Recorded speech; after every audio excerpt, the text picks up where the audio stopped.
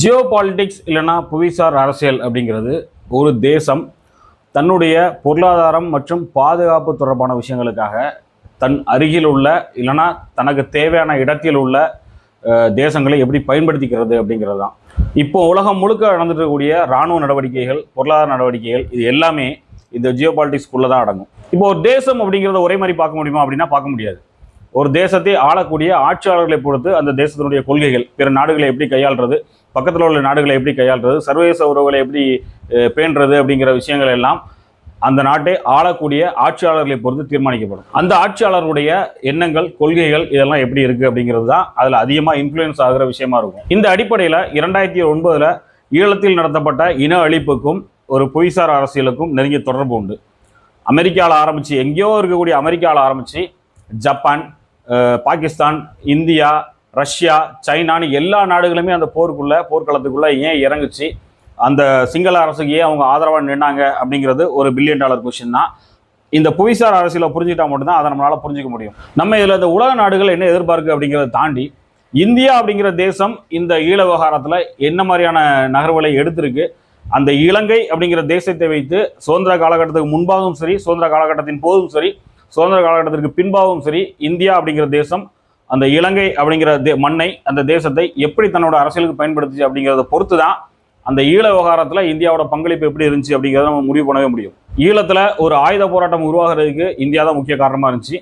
அங்கே உள்ள எல்லா புரட்சி குழுக்களுக்கும் பயிற்சி கொடுத்து அவர்களை வளர்த்து விட்டது அந்த இலங்கை அரசாங்கத்துக்கு எதிராக அங்கே இந்த ஒட்டுக்குழுக்களை உருவாக்கி, ஆயுத போராட்ட குழுக்களை உருவாக்கி வளர்த்து விட்டது எல்லாமே இந்தியா தான். அதுதான் வரலாறு. இந்த வரலாறு எல்லாருக்குமே தெரியும். இயக்கத்திற்கு கூட, கடைசியாக வீழ்த்தப்பட்ட அந்த இயக்கத்திற்கு கூட இராணுவ பயிற்சியை அளித்து ஆயுதங்களை வழங்கி உதவி பண்ணது எல்லாமே இந்தியா தான். இது இந்த புவிசார் அரசியலுடைய ஒரு அங்கமாக பார்க்கப்படுது. நம்ம இப்போ 2009 அந்த ஈழப்போர்ல இந்தியா உதவுச்சு அப்படிங்கிறத இந்தியா உதவுச்சு அப்படிங்கிற மாதிரி பார்க்கறது கிடையாது. காங்கிரஸ் உதவுச்சு அப்படிங்கிற மாதிரி தான் ஒரு நேரேஷன் இங்கே இருக்கு. கிட்டத்தட்ட ஒரு 15 வருஷமா அப்படிதான் பேசப்பட்டு இருக்கு. இப்போ கூட தவைக்கா காங்கிரஸ் கூட கூட்டணி வச்ச உடனே அந்த விவகாரம் தான் பேசப்படுது. இனப்படுகொலையாளிகளுடன் நீங்க கூட்டணி வைக்கிறீங்க அப்படின்னு. ஆரம்பத்துல பாரிசாலன்ற அந்த நபர் ரொம்ப ஆதரவா பேசிட்டு இருந்த சூழல்ல விஜய்க்கு இந்த காங்கிரஸ் கூட கூட்டணி வச்ச உடனே எதிர்ப்பு மனநிலையை காமிக்க ஆரம்பிச்சிருக்கோம். அப்போ இந்த நேரேஷன் எல்லாமே இப்போ இந்த போர்ல 2009 போர்ல மட்டும் நம்ம ஏன் இந்தியா இதுல உதவுச்சு அப்படின்னு பார்க்காம காங்கிரஸ் உதவுச்சு அப்படின்னு பார்க்குறோம். இது உள்ளதான் அந்த அரசியலே இருக்கு. இதில் யார் பாதுகாக்கப்படுறா அப்படின்னா பிஜேபி அப்படிங்கிற ஒரு பெரிய கட்சி பாதுகாக்கப்படுது. இந்த ஒட்டுமொத்த இன அழிப்பு விவகாரத்தின் பலனும் யாருக்காக அறுவடை செய்யப்படுது அப்படின்னா பிஜேபி அப்படிங்கிற கட்சிக்காக அறுவடை பண்ணுது. பிஜேபிக்கு இந்த போரில் பங்கு இல்லையா அப்படின்னு கேட்கும்போது வைகோ அவர்கள் ஆரம்பித்து நிறைய பேர் சொல்லுவாங்க. சீமான் அவர்கள் கூட சில இடங்களில் சொல்லியிருக்காரு.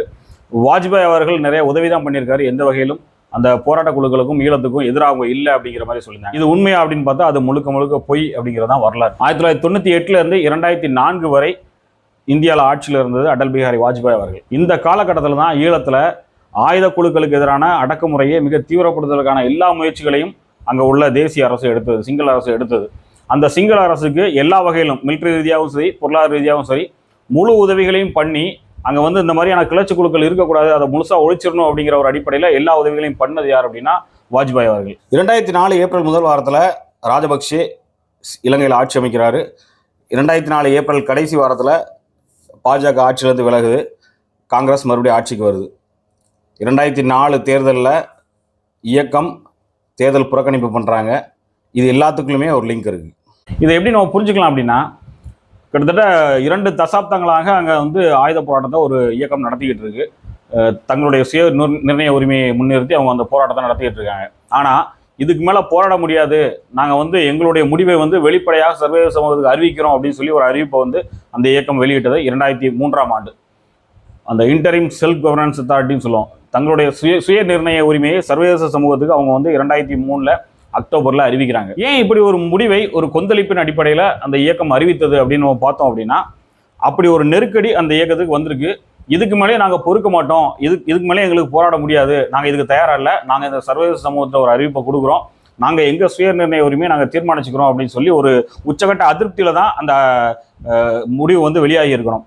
அந்த அதிருப்தி உருவாகிறதுக்கு அதுக்கு முன்னால் ஒரு 2-3 ஆண்டுகள் நடந்த சம்பவங்கள் தானே காரணமாக இருக்க முடியும். உளவியல் ரீதியாக நம்ம பார்த்தோம் அப்படின்னா அப்படிப்பட்ட சம்பவங்களை வாஜ்பாய் அரசு அங்கே நடந்தாங்க. அந்த இயக்கம் கடைசி வரைக்கும் நம்பி இருந்தது இந்தியாவை. தமிழ்நாட்டில் இருந்தும் இந்திய அரசு தரப்புல இருந்தும் நிறைய உதவிகள் அந்த இயக்கத்துக்கு போய்கிட்டு தான் இருந்துச்சு. அது வரலாறுல இருக்குது, அதை யாரும் மறுக்க முடியாது. அப்படி சூழல்ல முழுக்க முழுக்க அந்த இயக்கத்திற்கு செல்லப்பட்ட உதவிகள் முழுக்கவும் நிறுத்தப்பட்டு அந்த இயக்கம் ஒழிக்கப்பட வேண்டும் அப்படிங்கிற ஒரு முடிவு எப்போ ஏற்பட்டுச்சு அப்படின்னா 2000 காலகட்டங்களில் தான். அந்த முடிவை அந்த அரசுக்கு, சிங்கள அரசுக்கு முழுக்க முழுக்க அழுத்தம் கொடுத்து பண்ண சொன்னது இந்திய அரசு. நாம இதோட இன்னொரு பக்கத்தை இது வரைக்கும் பேசுறதே கிடையாது. இங்க இந்த அகண்ட பாரத கொள்கை, பாசிச கொள்கையெல்லாம் புரிந்த நபர்கள், தெரிந்த நபர்கள் ஒரு விஷயம் சொல்லுவாங்க. இந்த பாஜக அரசு ஒரு திட்டத்தை, பாஜக பின்னால் இருக்கக்கூடிய அந்த RSS கட்டமைப்பு ஒரு திட்டத்தை ஒரு தேசத்துக்குள்ள, ஒரு மண்ணுக்குள்ள செயல்படுத்துறதாக இருந்தா அவங்க குறைந்தது 20-25 ஆண்டுகள் செயல் திட்டத்தை வடிவமைப்பாங்க. இப்போ 2025 அவங்க ஒரு விஷயத்தை சாதிக்கணும் அப்படின்னு முடிவு பண்ணியிருந்தாங்க தமிழ்நாட்டில் அப்படின்னா, அதற்கான செயல் திட்டங்களை அவங்க எப்போ வகுப்பாங்க அப்படின்னா 2000 வகுத்திருப்பாங்க. இப்போ 2000 அவங்க முதல்ல துவக்கப்புள்ளி வச்சது எங்க அப்படின்னா ஈழத்தில். ஒரு சீக்வன்ஸ் சொல்கிறேன் பாருங்க. 2000களில் அங்கே ஒரு அழுத்தம் கொடுக்கப்படுது. 2003 ஒரு முடிவை இயக்கம் அறிவிக்குது. தேர்தல் புறக்கணிப்பு நடத்துகிறாங்க. 2009 இன அழிப்பு நடக்குது. 2009க்கு அப்புறம் தமிழ்நாட்டில் ஒரு இன எழுச்சி ஏற்படுது. இந்த இன எழுச்சிக்கு பின்னால், இந்த இன எழுச்சியை மட்டும் நம்ம எல்லாம் பேசியிருந்த நேரங்களில் தமிழ்நாட்டுக்குள்ள நிறைய இயற்கை வள சுரண்டல்கள், பேரழிவு திட்டங்கள் செயல்படுத்தப்பட்டிருக்கு. இதான் சீக்வன்ஸ். இந்த சீக்வன்ஸில் இன்னும் டெப்த்தாக போனோம் அப்படின்னா நிறைய பிரான்ச்சஸை நம்ம உருவாக்கலாம். நான் ஓவராலாக சொல்லியிருக்கேன். இந்த சீக்வன்ஸ் அடிப்படையில் தான் நம்ம பார்க்க முடியும். இந்த சீக்வன்ஸோட எண்டில் தான் சீமான் யார் அப்படிங்கிற கேள்வி நமக்குள்ள வரும். சீமான் தமிழ்நாட்டுக்குள்ள கடந்த 20 ஆண்டுகளில் என்னென்ன பண்ணியிருக்காரு அப்படிங்கிறத நம்ம பார்க்க முடியும். சீமானோட அஜெண்டா எல்லாம் 2009 ஆரம்பிச்சு அப்படிங்கிற மாதிரி இங்கே நிறைய பேர் பார்த்துட்டு இருப்பாங்க. அது கிடையாது. 2000களில் எப்போ ஈழத்தில் அந்த துவக்கப்புள்ளி வைக்கப்பட்டதோ அப்போவுமே சீமானுடைய அஜெண்டாவும் அங்கே ஆரம்பிச்சாச்சு. இப்போ நம்ம இதில் புரிஞ்சிக்க வேண்டியது, அந்த இயக்கம் தன்னுடைய சுய ஆட்சி பிரகடனத்தை அறிவித்தது, அதுக்கு பின்பாக அந்த தேர்தல் புறக்கணிப்பை அறிவித்தது, ஈழத்தில் இன அழிப்பு நடந்தது, ஈழ இன அழிப்பை தொடர்ந்து தமிழ்நாட்டில் ஒரு இன எழுச்சி ஏற்பட்டது. இந்த இன எழுச்சி மட்டும் பேசப்பட்ட சூழலில் தமிழ்நாட்டோட ஒட்டுமொத்த இயற்கை வளங்களும் சுரண்டப்பட்டது, தமிழ்நாட்டோட கோமணம் உருவப்பட்டது. எல்லாமே ஒரு கட்டமைக்கப்பட்ட ஒரு விஷயம் தான். இதுக்கு பின்னால் முழுக்க முழுக்க காங்கிரஸ் மட்டும் தான் இருக்கும் அப்படின்னு பார்த்தா நிச்சயமாக இருக்காது. ஒரு டாக் அப்போ ஓடிச்சு 2012-13 காலகட்டங்களில் ஒரு டாக் ஓடிச்சு. என்னன்னா, அந்த இன அழிப்பு நடந்தபோது, ஈழத்தில் இன அழிப்பு நடந்தபோது இந்த ஆட்சியாளர்களை எல்லாம் தாண்டி நிர்வாகத்துறைக்குள்ள இருந்த நபர்கள், அந்த காங்கிரஸ் அலுவலகமும், பிரதமர் அலுவலகமும், பிரதமர் இல்லமும், உள்துறை அமைச்சகமும் முழுக்க முழுக்க சில மலையாளிகளால் ஆளுமை செலுத்தப்பட்டது. அவர்களோட இன்ஃப்ளூயன்ஸ்லாம் இது நடந்துச்சு. இன்னும் சொல்லப்போனால் IPK ஃபுல்ல போய் அங்கே ஒரு தாக்குதல் நடத்துனாங்க இல்லையா, ஒரு பேரழிவு நடத்துனாங்க இல்லையா, அது கூட சில கேரளா பின்புலத்தில் உள்ள அதிகாரிகள் மூலமாக தான் நடந்துச்சு அப்படிங்கிறத ரிவீல் பண்ணுவாங்க. அந்த நேரத்தில் 2013-12 இதெல்லாம் ரிவீல் பண்ணாங்க. 2009 அதான் நடந்துச்சு அப்படிங்கிறத திருமுருகன் காந்தி கூட அது ஆதாரப்பூர்வமாக பல ஆதாரங்கள் முன் சொல்லியிருந்தார். அப்போ இந்த ஒட்டுமொத்த இன அழிப்புக்கு பின்னாலேயும் காங்கிரஸ் இருக்கு அப்படின்னா காங்கிரஸ் இருக்கு, இல்லைன்னு சொல்ல முடியாது. காங்கிரஸுடைய தலைமையாக அப்போ இருந்த சோனியா அவருடைய பங்கு இந்த ஈழ அணிப்புல ரொம்ப அதிகமாகவே இருக்கு, அது மறுக்கிறதுக்கே கிடையாது. ஆனால் இதில் அதிகாரிகளுடைய பங்கு, அந்த லாபியோட பங்கு ரொம்ப அதிகம் அப்படிங்கிறத நம்ம புரிஞ்சுக்கணும். இப்போ இதில் நம்ம கன்க்ளூஷனில் வர்றது, காங்கிரஸ் அப்படிங்கிறது பகடையாக அந்த நேரத்தில் பயன்படுத்தப்படுது சோனியா அவர்கள் மூலமாக. இந்த 2009க்கு பின்பாக தான் இந்தியாவில் காங்கிரஸும் பலகீனப்படுத்தப்பட்டு இருக்கு. எல்லாருக்கும் ஒரு கேள்வி இருக்கு, எல்லா மாநிலங்களிலும், இந்தியாவில் இருக்கக்கூடிய எல்லா மாநிலங்களிலும் காங்கிரஸ் பலகீனப்பட்டு இருக்கு. அந்த பலகீனப்படுறதுக்கான முக்கிய காரணம் காங்கிரஸ் எடுக்கக்கூடிய முடிவுகள், அந்தந்த மாநிலங்களில் எடுக்கக்கூடிய கூட்டணி தொடர்பான முடிவுகளில் தான் அது பலகீனம் அடைஞ்சிட்டு இருக்கு. இன்னும் சொல்லப்போனால் நிறைய மாநிலங்களில் பிஜேபி மாநில அதிகாரத்தை கைப்பற்றுவதற்கு காங்கிரஸ் எடுக்கக்கூடிய தவறான கூட்டணி முடிவுகள் தான் காரணமாக இருக்குது அப்படிங்கிறதெல்லாம் பரவலாக பேசப்படுது. இது எல்லாருக்குமே தெரியும். இப்போ தமிழ்நாட்டில் தேவைக்க கூட காங்கிரஸ் இணைந்திருப்பது கூட காங்கிரஸ் இங்கே முற்றிலுமா அழிக்கிறதுக்கு தான் அப்படிங்கிற மாதிரியான ஒரு வாதம் கூட இப்போ முன்வைக்கப்படுது. அப்போ உண்மையிலேயே காங்கிரஸ் தன்னைத்தானே பலகீனப்படுத்திக்கிறதா இருந்தால், தன்னைத்தானே பலகீனப்படுத்தி கொண்டு பாஜகவை வளர்க்குறதா இருந்தால், அது உள்ளே இருந்து அந்த வேலையை பார்க்குறது யாராக இருப்போம் அப்படிங்கிற கேள்வி நமக்குள்ள இருக்கும்ல. இவ்வளோ விஷயங்கள் இந்த ஒட்டுமொத்த சதிக்கு பின்னாலே இருக்குது.